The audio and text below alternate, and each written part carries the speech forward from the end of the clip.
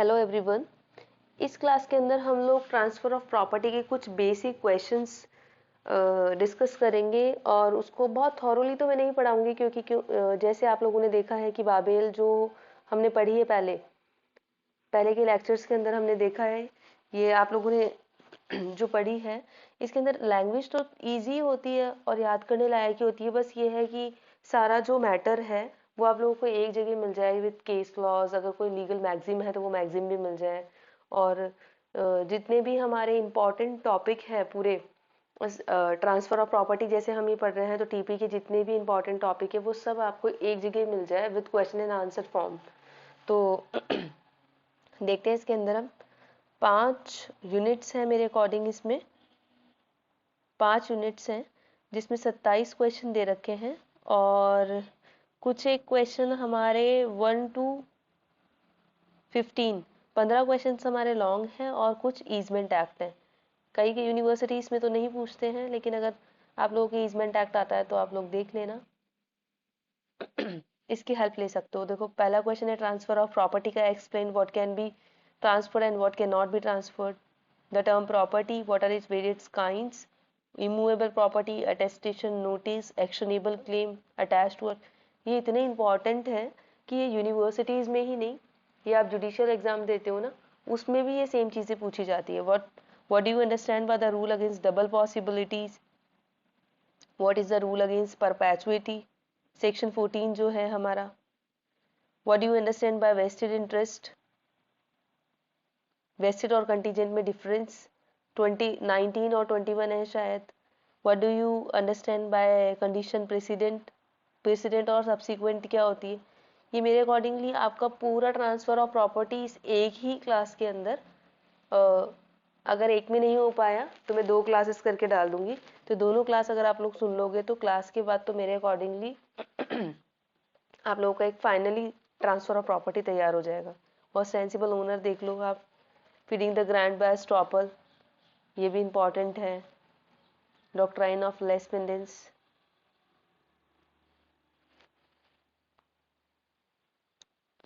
Part performance भी important है, sale, buyer and seller,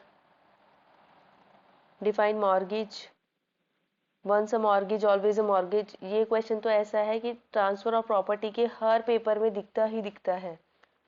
marshalling and contribution में difference, long question में मिल जाएगा आपको मार्शलिंग एंड कंट्रीब्यूशन। सबरोगेशन भी आ जाता है 4 नंबर तक में। Lease, rights and liabilities of lessee and lessor, gift, donor donee के बारे में भी पूछ लेते हैं। ईजमेंट, ईजमेंट कितने तरीके के होते हैं, actionable claim, very very important. ये ईजमेंट के क्वेश्चन शुरू हो गए। अब लाइसेंस क्या होता है, concept of immovable property, transfer of property, doctrine of acceleration. ये जितनी भी डॉक्ट्राइन्स हैं आप लोग ये अच्छे से पढ़ लेना, सेक्शन 17 में दे रखी है शायद। एक्सचेंज क्या होता है, सेल और एक्सचेंज में डिफरेंस, चार्ज 100 में दे रखा है। फॉरक्लोजर, राइट ऑफ फॉरक्लोजर क्या होता है, फॉरक्लोजर और रिडम्पशन भी पूछते हैं ये। काइंड्स ऑफ मॉर्गेज देख लेना, यूनिवर्सल डोनी ये 2-4 नंबर में आ जाता है।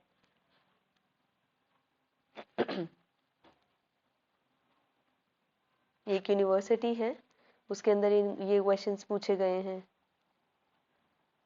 तो क्वेश्चंस तो बेसिकली सिलेबस मोर और लेस सेम ही है सबके अंदर, तो क्वेश्चन किस तरीके के पूछे जाएंगे, सारे सिमिलर ही होंगे।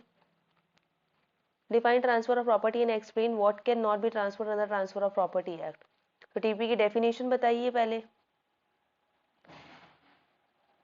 Corporation of Calicut versus Srinivasan, AIR 2002। Transfer connotes creation of some of interest in immovable property.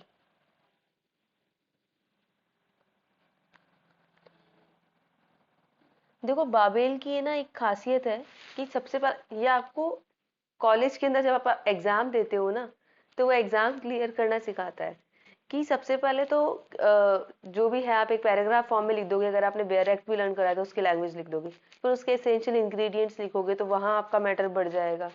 फिर ये एक बताएगा प्रॉपर्टी क्या होती है। ये केस लॉ देख लीजिए। ये बुक वैसे मैंने कहीं से अरेंज करी है किसी स्टूडेंट की, तो उसने पढ़ रखा है, तो मैं काफ़ी टाइम से डाउट में ही चल रही थी कि आप अपलोड करूँ कि नहीं करूँ, लेकिन कोई बात नहीं। बेसिक ऑब्जेक्ट हमारा जो है वो है बेनिफिट देना बच्चों को, तो वो आप लोग इस पे मत ध्यान दीजिए और एग्जाम पे ध्यान दीजिए। ये देखिए, what can not be transferred. देखो ये जो चीजें है ना, 1 से लेके 9 तक, 1 to 9, ये इंपॉर्टेंट है। ये चीजें ट्रांसफर नहीं की जा सकती। A chance of higher apparent re-entry, easement to right, a right to property restricted in its own enjoyment by the owner, future maintenance, right to sue, public office stipend and right transfer opposed to the nature of interest। ये 9 चीजें transfer नहीं की जा सकती, ये याद रखना। फिर धीरे धीरे इसे एक एक को समझा दो।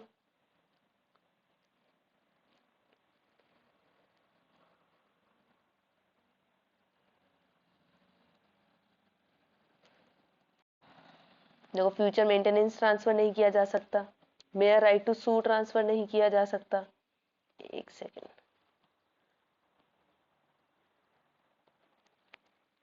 पब्लिक ऑफिस ट्रांसफर नहीं किया जा सकता, स्टाइपेंड ट्रांसफर नहीं हो सकते हैं। ऐसा ट्रांसफर जिसका ऑब्जेक्ट ही अनलॉफुल है वो नहीं हो सकता। फिर उसको डिस्क्राइब करते रहो। Define the term property and what are its various kind.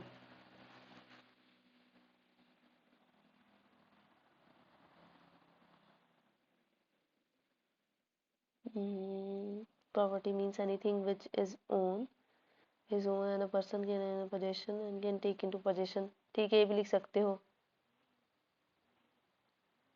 Ownership, entitlement and right, types of property, corporeal और इनकॉर्पोरियल प्रॉपर्टी बता दी, टेंजिबल और इनटेंजिबल प्रॉपर्टी बता दी, टेंजिबल भी कितने तरीके की होती है वो बता दी, मूवेबल इमूवेबल इसमें आ गई, इमूवेबल प्रॉपर्टी कौन कौन सी होती है वो बता दी, खत्म। इसके बाद में explain the following immovable property, attestation, notice, actionable claim and attached to earth. ये पांचों ही इंपॉर्टेंट है, इसे मगअप कर लेना पूरा।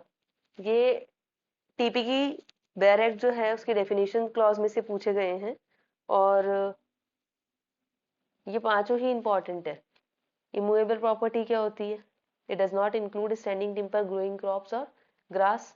ये प्री में भी पूछ लेते हैं, जुडिशरी में। Shantabai versus state of Mumbai में क्या बोला कोर्ट ने?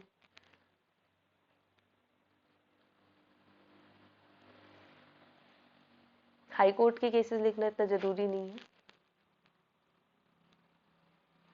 अटेस्टेशन की definition, the word attestation is very important relating to a transfer of the property। Attestation of any execution of any document is done in presence of 2 or more evidence।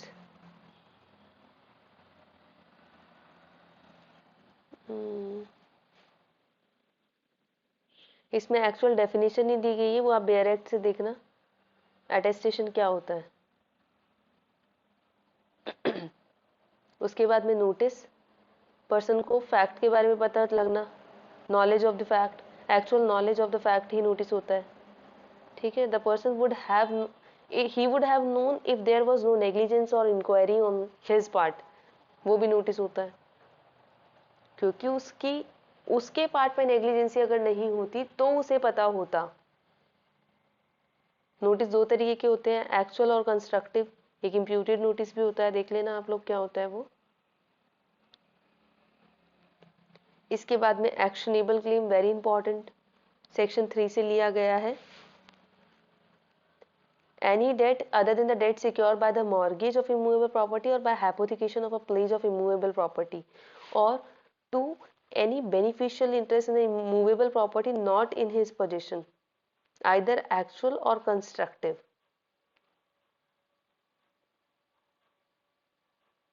Attach to earth क्या होता है?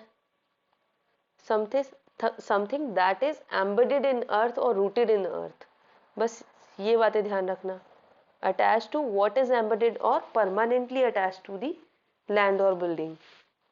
इसके बाद में fourth question, what do you understand by the rule against double possibility. Double possibility मतलब एक को transfer कर देना फिर दूसरे को ट्रांसफर कर देना। एक सेकेंड, 15-16 पेज नंबर। अब देखो सेक्शन 5 से स्टार्ट किया है इसने। अब प्रॉपर्टी जो है वो इंटरवियस ट्रांसफर वाला था ना, कि सिर्फ लिविंग पर्सन्स को ही ट्रांसफर हो सकती है प्रॉपर्टी। उसके बाद में रूल अगेंस्ट डबल पॉसिबिलिटी आया, रूल ऑफ परपेचुइटी आया। It was propounded in heavy versus Mitchell. If the property is transferred to unborn person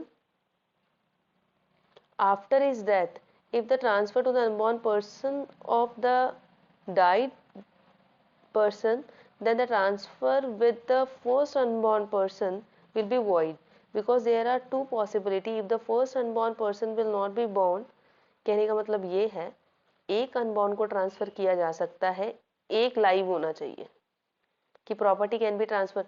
ये इसको दे रहा है कि ये 18 का हो जाए तो इसको दे देना, दो अनबॉर्न को नहीं दे सकते हैं, उसको डबल पॉसिबिलिटी बोलते हैं। तो रूल अगेंस्ट डबल पॉसिबिलिटी ही हो गया। आप लोग पढ़ोगे तो इसे समझ आ जाएगा। Transfer in favour of unborn person. देखो transfer must be subject to the prior interest, कि किसी और पर्सन के अंदर प्रायर इंटरेस्ट जाना चाहिए। दूसरा, extension of the transfer must be based on the complete remaining interest of the property.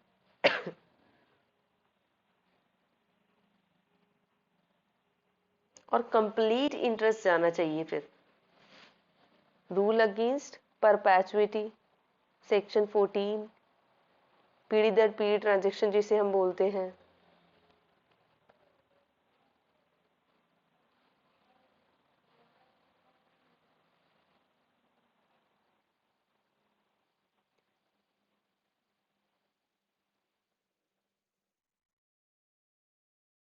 इसका ऑब्जेक्ट बता रखा है कि एक जगह प्रॉपर्टी अक्यूमुलेट ना हो, इंडस्ट्रियलाइजेशन प्रमोट करने के लिए, to make a family capable of fight against the challenges, to meet out the need of masses। इतना कुछ इम्पोर्टेंट नहीं है खैर ये वाला। Requirement of rule of perpetuity, vested interest और कंटीजेंट इंटरेस्ट क्या होता है?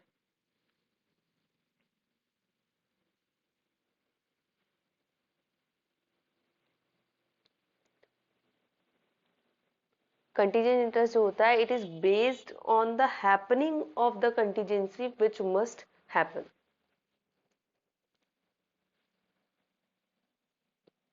देखो वेस्टिंग इंटरेस्ट क्या होता है? Without specifying the time when it is to take effect, it will take effect immediately after an incident which must happen. और contingent में देखना अभी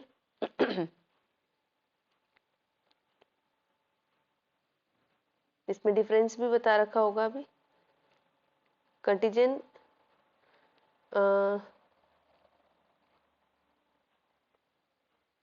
कंटीजेंट इन्होंने अच्छे से नहीं समझाया। डिफरेंस देखो क्या होता है, वेस्टेड ट्रांसफरेबल होता है और हेरिटेबल भी होता है।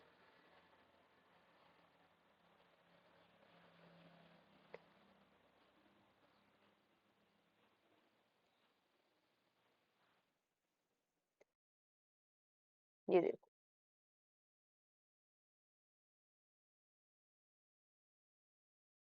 कंडीशन प्रेसिडेंट और कंडीशन सब्सिक्वेंट।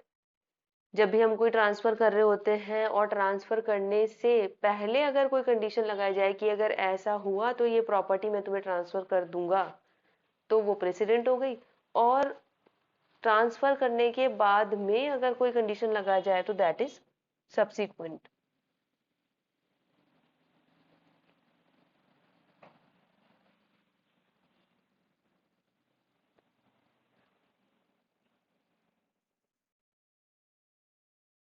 कंडीशंस हमेशा लीगली होनी चाहिए, दोनों में डिफरेंस बता दिया।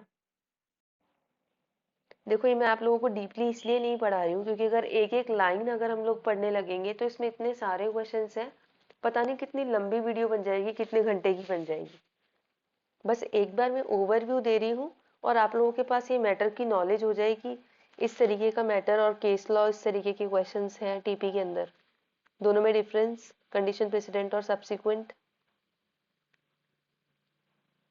इलेक्शन, ये इलेक्शन इंपॉर्टेंट है, 35 में दे रखा है।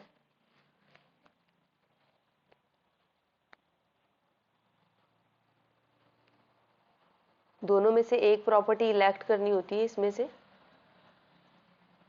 देखो एक बार बता देती हूँ, when the property is transferred, the interest vested is in transferred property of a person who is electing.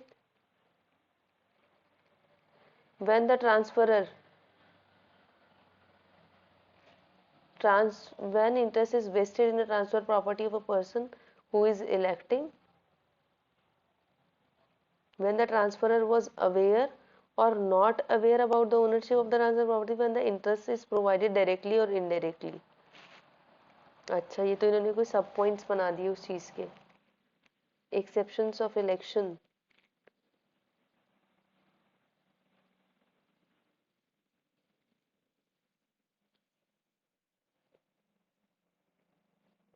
ये सुल्तानपुर वाला एग्जाम्पल जो है ये इम्पोर्टेंट है और इसी से ही है ना, आप लोग क्या करना कि पहले सेक्शन की लैंग्वेज नहीं पढ़ के पहले सुल्तानपुर वाला जो इलस्ट्रेशन है ना वो पढ़ना, बहुत अच्छे से उसको समझना, और अगर वो समझ नहीं आया आप लोगों को तो आप लोग कमेंट में डाल देना, मैं समझा दूंगी अच्छे से इलस्ट्रेशन। एक बार हम ऐसा भी करेंगे कि जितना भी जो इम्पोर्टेंट हमारे बैरेक्ट्स हैं, जैसे कॉन्ट्रैक्ट के अंदर इलस्ट्रेशन इंपॉर्टेंट होते हैं और कभी कभी कभार एग्जाम में डायरेक्टली भी आ जाते हैं, वो एविडेंस के अंदर होते हैं, तो हम इलस्ट्रेशन बेस्ड ही मैं वीडियो बना दूंगी।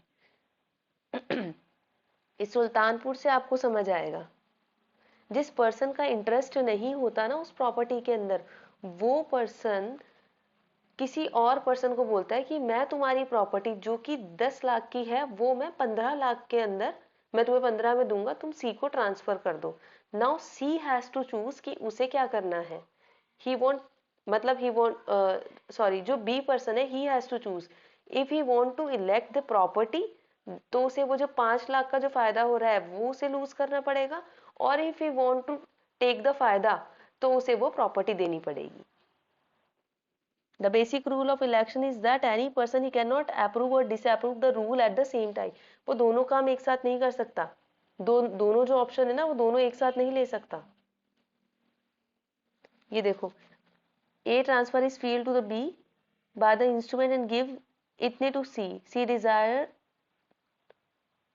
to keep the field for himself, तो he forfeit the rupees of, वो जो पैसा था वो उसने forfeit कर दिया। फिर सेम इलस्ट्रेशन वापस से आया, देखना आप इसमें दे नहीं रखा, डायरेक्ट लेके बैठना, इंपॉर्टेंट है ये ना। ऑस्टेंसिबल ओनर सेक्शन 41 में दे रखा है।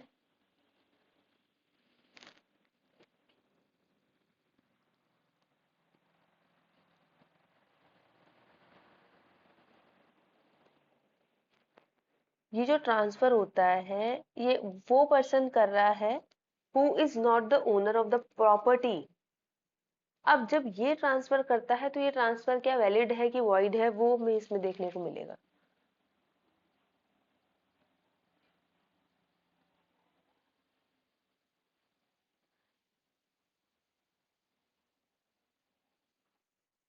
डॉक्ट्राइन ऑफ होल्डिंग आउट देखना, 41 में ही है ये।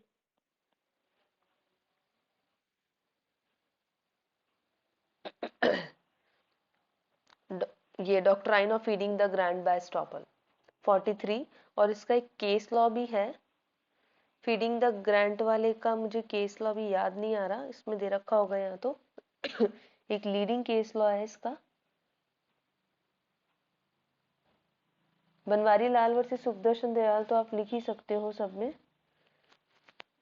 एक सेकंड में बताती हूँ इसे याद करके, मैं ढूंढती हूँ उसको केस लॉ को।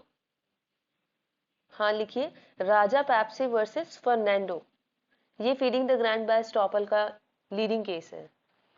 RAJ Raja PEPSE, Pepsi versus Fernando, ये इसमें नहीं दे रखा मेरे अकॉर्डिंग।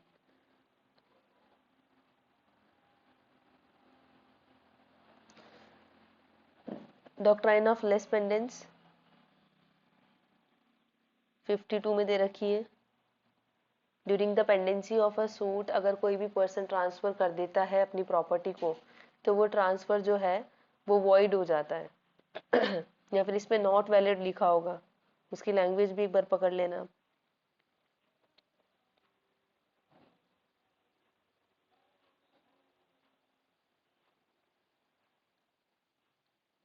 देखो इसका ऑब्जेक्ट क्या है, to prevent the creation of a new interest remaining the pendency of a case.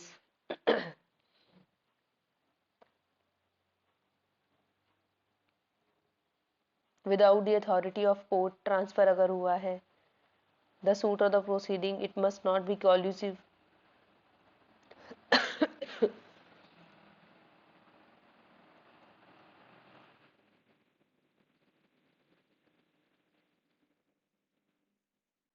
Doctrine of part performance 53A, 52A की 53A? 53A।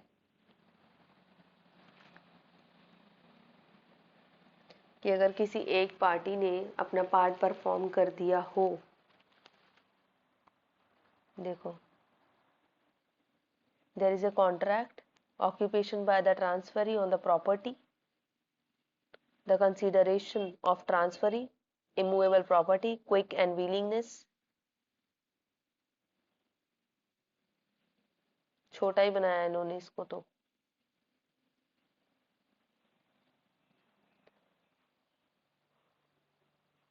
सेल क्या होता है, 54 से स्टार्ट होता है सेल।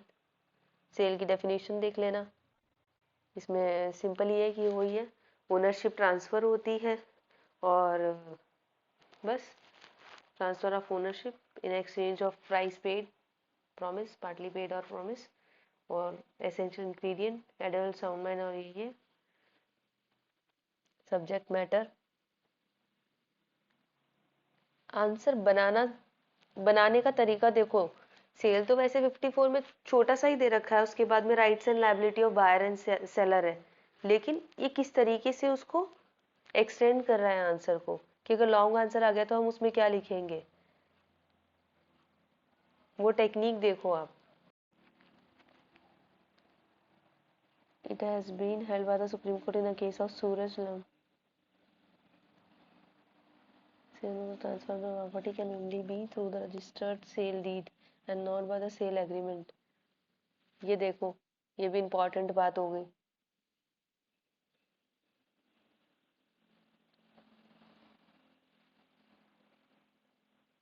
सेल और एग्रीमेंट टू सेल भी देख लेना।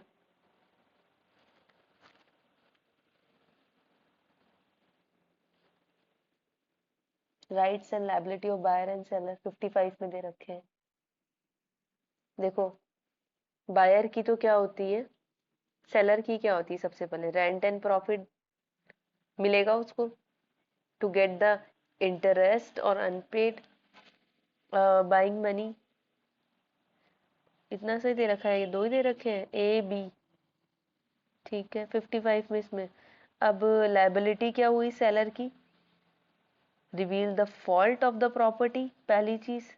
दूसरी चीज, to submit the documents of the property, to submit the document as to the entitlement, execute conveyance, property convey भी करेगा, protect the documents, to discharge the encumbrances, liability to deliver up occupation, deliver up the occupation, to deliver of the title deeds। कभी कभार तो मुझे लगता है कि ऐसे ही एक्सटेंड करते रहते हैं। इसके बाद में right of the buyer, buyer के क्या क्या है, to get the benefit of the property, to get the interest,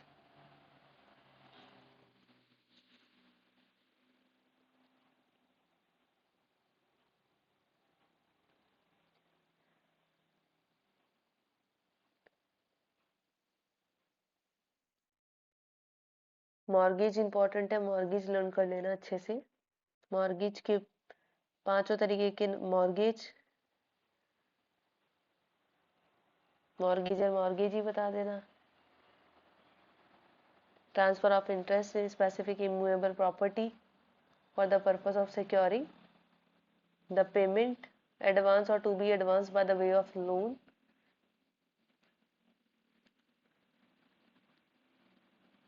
party to mortgage बता दिया।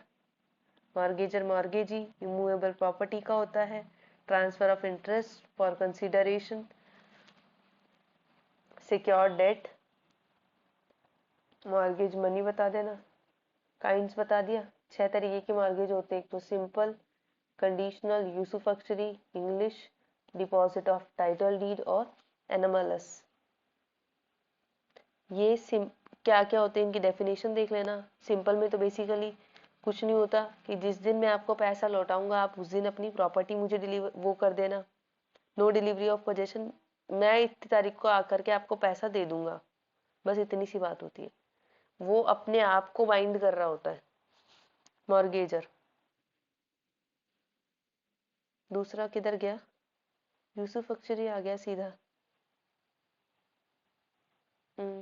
सिंपल मॉर्गेज कंडीशनल सेल के अंदर सेल कंडीशन सेल कर देते हैं ऑन द कंडीशन कि अगर मैं आपको पैसा नहीं दे पाया तो सेल एब्सोल्यूट हो जाएगी, मतलब वो चीज आपकी हो जाएगी।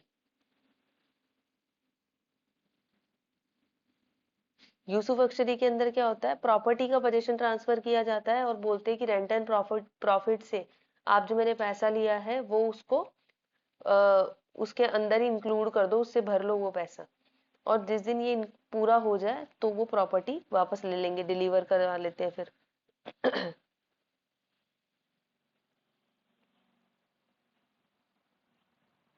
ये इंग्लिश का मैं आपको बताने लगी थी उस टाइम पे कि इसमें क्या होता है कि deliver the possession of the property to the mortgagee, उसके बाद में mortgagor bind himself to pay the mortgage money, और वो बोल देता है कि सर्टेन डेट पे मैं आपको दे जाऊंगा और आप मेरे को अपनी प्रॉपर्टी दे देना।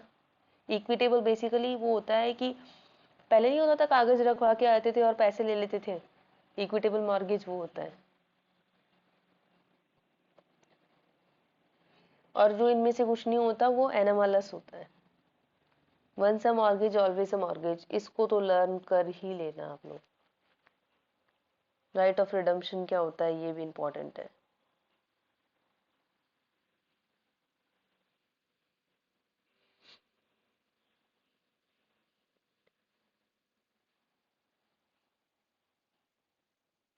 बेसिकली राइट ऑफ रिडम्पशन होता क्या है, जब भी हम मॉर्गेज लेते हैं तो अपनी प्रॉपर्टी को जो रखवा करके आते हैं तो वो जो वापस लेने का अधिकार है, प्रॉपर्टी को रिडीम कराने का जो राइट है, वही राइट ऑफ रिडम्पशन होता है।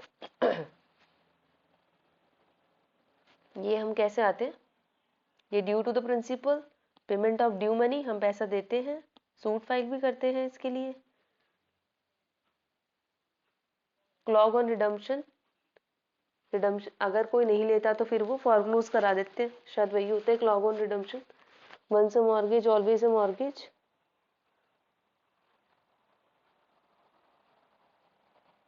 ये देखो ये ना, एक बार मॉर्गेज कर दिया देन नो चेंज और revision can be done in it. Redemption of the mortgage, it cannot be put to an end and cannot be limited. Marshalling and contribution very very important.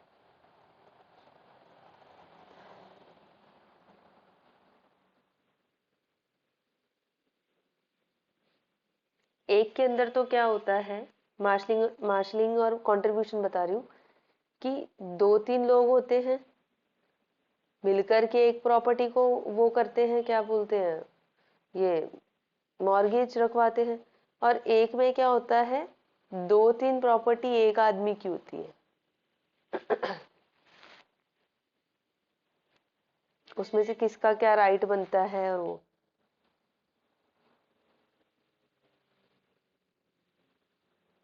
two or more person who have the separate entitlement, they are in absence of a contract to contrary The different shares in the property will be able to contribute in a secured debt, है ना, और the recovery of debt will be made from all the properties. इसको पढ़ना आप, इसका जो illustration है एक ये देखो ये रहा, we can clear it with the illustration. ये illustration अच्छे से पढ़ना, समझ आ जाएगा. एक subrogation भी आएगा इसके बाद में.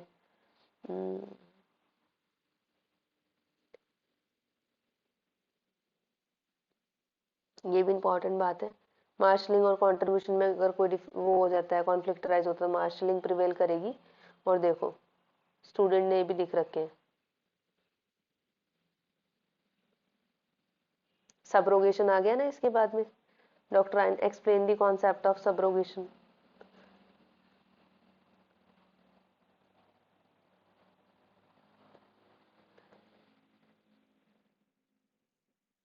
तो एक बार तो आप लोग ये देखिए, अपने 19 क्वेश्चन तो इसमें कर लिए, बाकी उसमें कितने 26 27 क्वेश्चंस थे, तो वो भी सारा मैं अपलोड कर लूंगी. और कोशिश करूंगी कि इस बार पीडीएफ में अपलोड कर ही दूं, क्योंकि कुछ टेक्निकल एरर की वजह से पीडीएफ अपलोड नहीं हो पाती है. मैं कोशिश तो करती हूँ अपलोड करने की, बट अपलोड हो नहीं पाती है. मैं ट्राई करूंगी कि इसको अपलोड कर दूं ताकि आप लोग इजीली इसको पढ़ पाए. Okay, thank you.